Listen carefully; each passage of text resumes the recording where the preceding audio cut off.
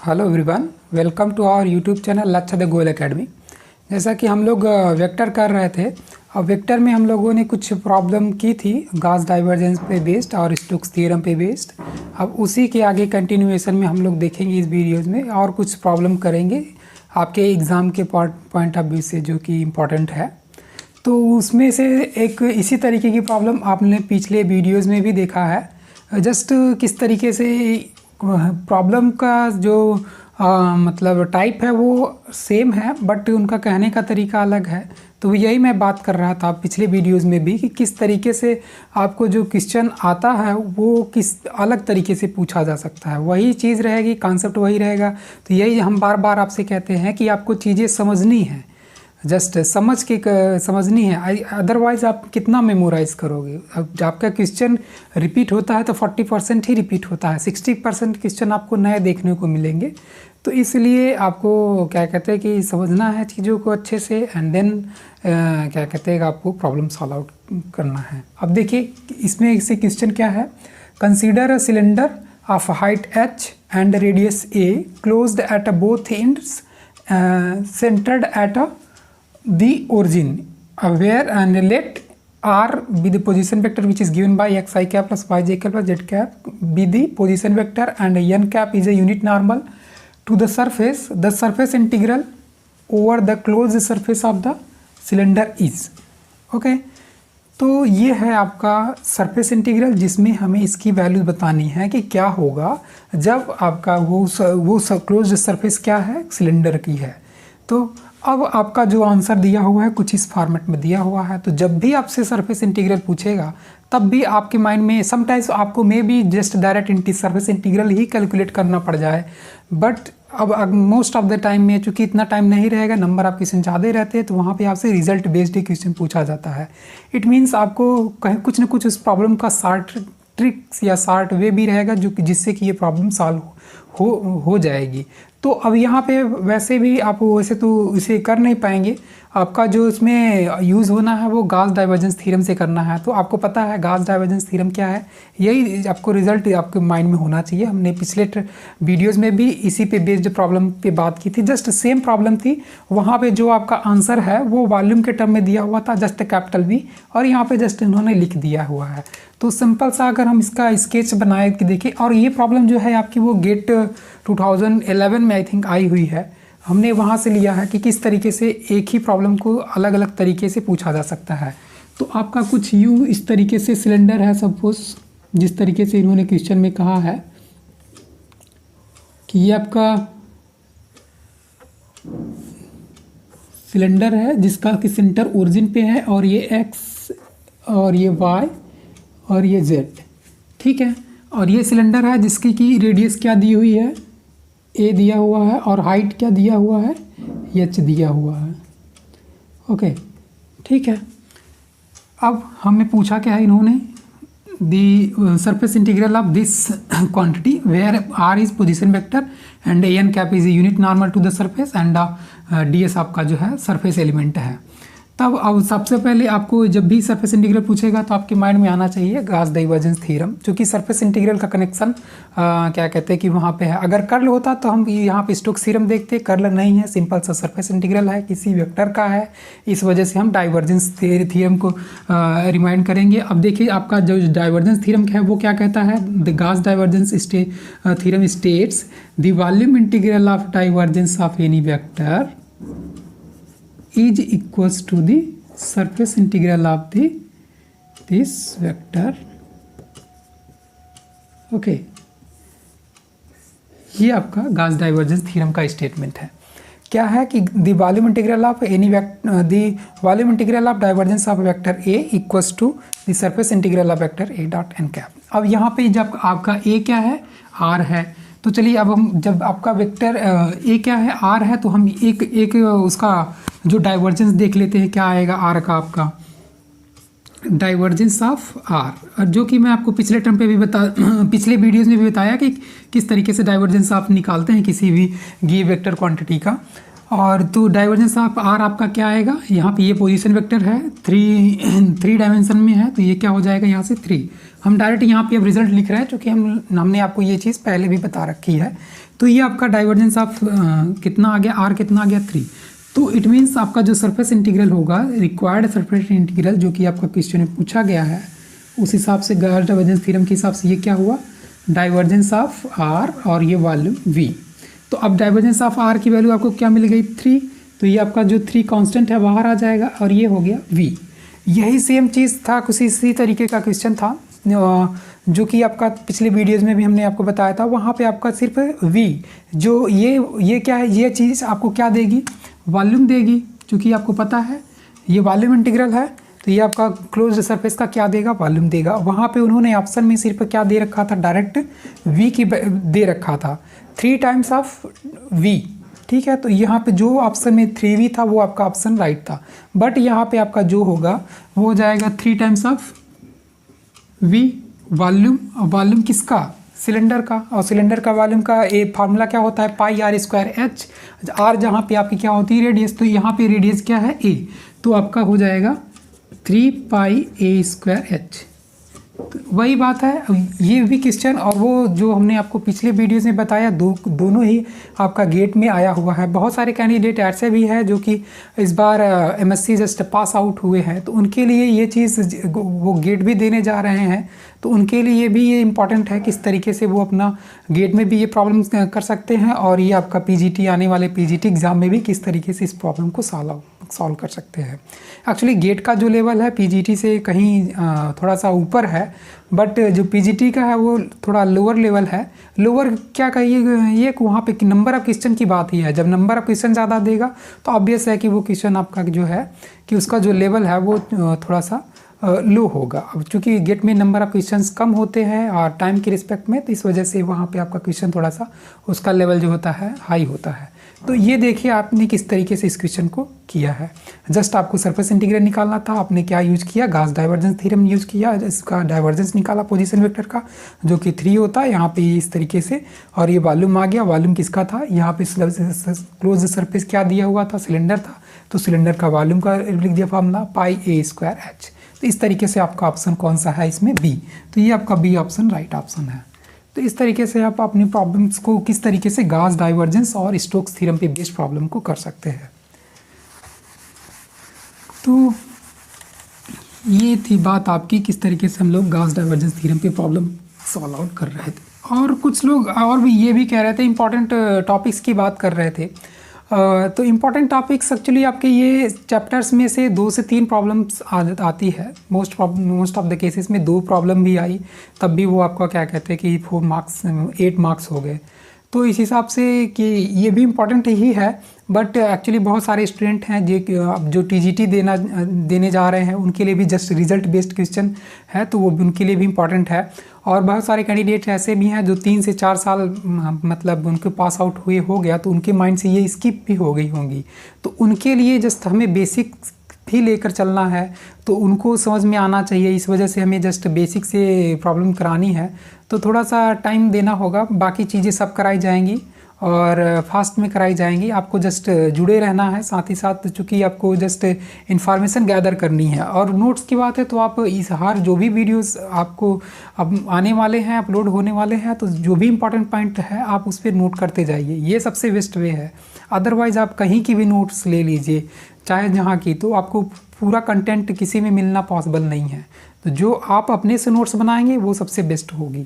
Okay, otherwise information के लिए, knowledge base के लिए नोट्स भी ज़रूरी है, बट उसके साथ साथ आपका जो है कि कहीं पे जुड़े रहना, जुड़ के पढ़ना, और उसके साथ डिफरेंट लोगों से उनके व्यूज़ और उनके थ्रू क्वेश्चंस दिए जाना, उनको सॉल्व करना, ये भी इम्पॉर्टेंट है।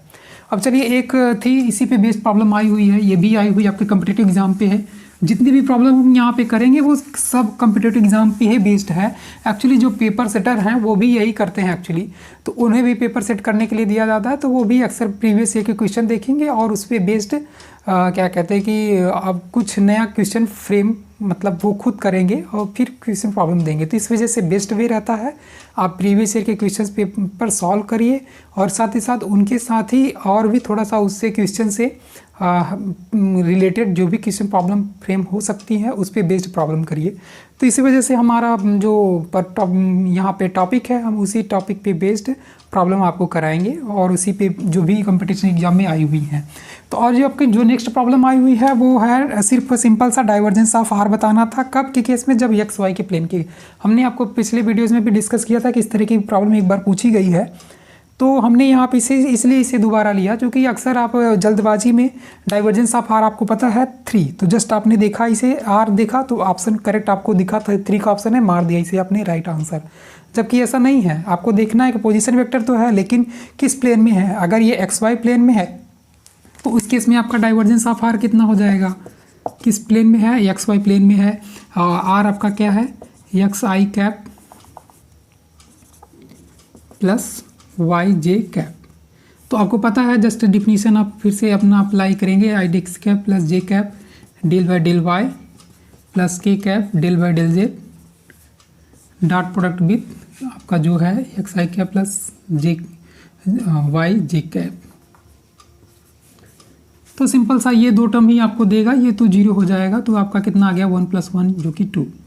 तो अब आपका जो ऑप्शन है और साथ ही साथ उन्होंने क्या पूछा है? ग्रेड पूछा है। ग्रेड पूछा किसका? आर का। और ये मॉड ऑफ आर एक्चुअली आपको पता है जो ग्रेड होता है वो आपका स्केलर क्वांटिटी के लिए डिफाइंड है। तो अब मॉड ऑफ आर एक्चुअली जब भी आपका आर इस तरीके से लिखा हुआ है तब आपका वो क्या होता है? ये वेक्टर है, पोजीशन वेक्टर। ओके, अगर जस्ट आपका आर सिंपल आर लिखा हुआ है तब आपका ये मैग्नीट्यूड होता है। ये हर चीज़ के लिए है। तो वो आप कंफ्यूज ना हो, इस वजह से उन्होंने हर जगह पे grad of mod of R लिखा हुआ है हर ऑप्शन में। तो इट मीन्स वो आपसे ग्रेड ऑफ आर जानना चाह रहे हैं कि ग्रेड ऑफ आर क्या होगा, ये बताना है। कब? जब आपका R position vector X I cap plus Y J cap हो तब। तो हमने आपको बताया था ग्रेड ऑफ किसी भी फंक्शन का एक formula, grad of F of R बिना निकाले ही आप कर जाएंगे। सिंपल सा क्या होता था? एफ डैश आर और आर कैप। ठीक है, तो यहाँ पे आर क्या है आपका? आर है जो कि x I cap plus Y J cap है। इसका क्या? अब इसका हमें ग्रेड चाहिए तो ग्रेड का फॉर्मूला क्या है? एफ डैश आर और आर कैप। सिंपल सा। तो इसका हम आर मतलब सिंगल डेरिवेटिव निकालें आर के रिस्पेक्ट में तो क्या हो जाएगा? 1। और ये कितना आ जाएगा? आर कैप, चूँकि ये होता है फर्स्ट डेरिवेटिव ना, तो आर कैप। ठीक है, तो आपका एफ डैश क्या हो गया? सिंपल सा 1 और आर कैप हो गया। और आर कैप क्या होता है आपका?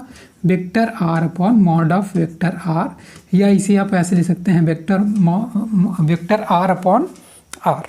तो चलिए देखिए, आपका ऑप्शन वो राइट होगा जिसका कि डाइवर्जेंस ऑफ आर का 2 आया है। और क्या है कि आपका जो ग्रेड है वो R by vector R upon R. ये इस तरीके का ऑप्शन कौन सा है? ये ऑप्शन डी। तो ये आपका इस तरीके से option D is right option. Okay, तो इस तरीके से प्रॉब्लम बेस्ड आपको प्रॉब्लम सॉल्व करनी है। ठीक है, ओके, तो हम लोग नेक्स्ट क्वेश्चन पे बात करते हैं जो कि आपका क्या कहते हैं, यही इन्हीं प्रॉपर्टी पे बेस्ड है, गॉस डाइवर्जेंस और स्टोक्स थ्योरम पे बेस्ड। अभी हम लोगों ने जस्ट गॉस डाइवर्जेंस थ्योरम पे प्रॉब्लम बेस्ड किया। और इसी तरीके से आपका एक प्रॉब्लम आई हुई थी जो कि आपका CSIR 2014 में आया हुआ है। एक्चुअली ये है तो प्रॉब्लम CSIR में, बट इसका लेवल मतलब ये क्वेश्चन है एक्चुअली बड़े एग्जाम में भी कभी छोटे छोटे क्वेश्चंस आते हैं। तो ये छोटे बेस्ड क्वेश्चन है, रिजल्ट बेस्ड है, ट्रिकी है, तो इसके काफ़ी चांसेस बनते हैं कि इस टाइप के क्वेश्चन आपके PGT में पूछे जा सकते हैं। TGT में तो नहीं, बट PGT में इसके पूछे जाने की काफ़ी प्रॉबिलिटी है। तो चलिए देखिए क्वेश्चन क्या है आपका। If a vector A which is given by YZ I cap plus 2x J cap plus XY K cap and C is the circle of unit radius in the plane defined by Z equals to 1 with the center on the Z axis, then the value of the integral, this line integral will be. Okay, ये आपका option दिया हुआ है। अब आपके पास इसको solve करने के 2 तरीके हैं। पहला तरीका ये कि जस्ट आप इसमें लाइन एलिमेंट लिखिए जो कि आपका क्या कहते हैं, इसके लिए हो जाएगा dx i cap plus dy j cap plus dz k cap, और यहाँ पे ये आपका है। और साथ ही साथ इसका अलग अलग इसका लिमिट रखिए, बट यहाँ पे आपका लिमिट नहीं दिया हुआ है। तो इस केस में आपको क्या करना पड़ेगा, आपको ये ध्यान रखना है कि जस्ट इसमें कोई प्रॉपर्टी यूज़ होगी। एक्चुअली जब आपका इस तरीके से लिमिट नहीं दिया हुआ है, वैसे हम इसकी लिमिट निकाल सकते हैं z=1 के लिए है, तो वो लेंदी हो जाएगा। और जस्ट एक चीज़, जैसे कि आपके पास लाइन इंटीग्रल की बात आएगी तब आप हमेशा आप प्रॉब्लम उस पर प्रैक्टिस किए रहेंगे तभी ये सोच पाएंगे, अदरवाइज आपके माइंड में ये क्लिक नहीं करेगी ये बात। तो जैसे लाइन इंटीग्रल आया, इट मीन्स लाइन से हम किस पे जाते थे, सरफेस पे, और उसके लिए कौन सा हमारे पास फॉर्मूला मतलब थ्योरम है, स्टोक्स थ्योरम है। और स्टोक्स थ्योरम क्या कहती है आपकी, Stokes theorem states that the surface integral of curl of a vector F कर देते हैं is equals to the line integral of this vector. Okay, क्या कहता है आपका Stokes theorem states that the surface integral of curl of a vector is equals to the line integral of this vector F. Okay, अब इस theorem के according अगर हमें line integral निकालना है तो इट मीन्स अगर हम इसका सरफेस इंटीग्रल देख लेते हैं, जो भी सरफेस इंटीग्रल की वैल्यू होगी वही आपके क्या कहते हैं कि इस केस में इसकी वैल्यू हो जाएगी, किसकी, लाइन इंटीग्रल की। यही तो मतलब हुआ, जब ये इक्वल है तो हम उसको ही कैलकुलेट कर लेते हैं, देख लेते हैं कि अगर उसकी जो वैल्यू आएगी हम उसमें से देख लेंगे कौन सा ऑप्शन उसका मैच करता है। तो चलिए, तो हम इसका इट मीन्स कर्ल देख लेते हैं। अब कर्ल देख लेते हैं, जो वैल्यू आएगी उसके बाद यूनिट वेक्टर उसका पुट करके फिर देख लेंगे क्या आता है।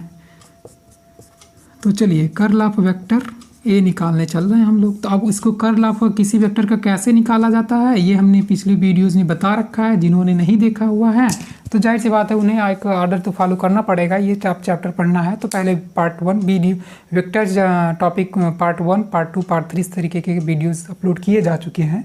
और जिन्होंने नहीं देखा है तो वो जा कर के पिछले वीडियोस देखेंगे तो ये बात समझ में आएगी उनको।